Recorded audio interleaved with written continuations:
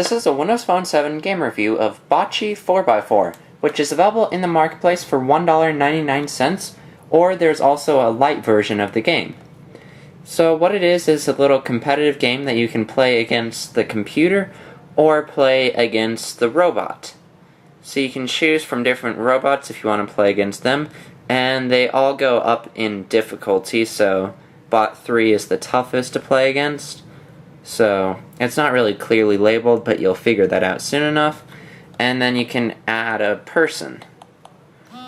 And then you just click save.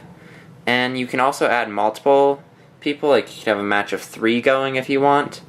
But I'll just go with 2 here. And so what you do is you pick a number from there, and it's sort of like Sudoku in the rules of it, where you have to have 1, 2, 3, 4 in a row or column, and also each individual square here has to only be 1, 2, 3, 4. So there's 4 squares total, and it's divided up like that. So we can place a 4 there, and as you can see, the computer instantly takes its turn. And let's see if we place a 3 here. Sometimes, depending on how the game turns out, you can botch the game, which means that there's no possible moves, and then the game just goes to the highest score. But there's one big flaw about this game. Whoever goes second always wins, unless the other person is just playing really crappily. As you can see, that's the toughest bot possible, yet I destroyed him in my score down here. And that's the way the game always ends up. It doesn't swap who goes first and second, unfortunately, which would instantly take care of that problem. Instead, it's always the same person going first. As you can see, this one, it actually just got botched, and this is a way that the person going first could technically win, but the person going second just has to not be paying attention at all in order for that to happen. So the game is botched here, and as you can see, he's probably gonna win, but whatever.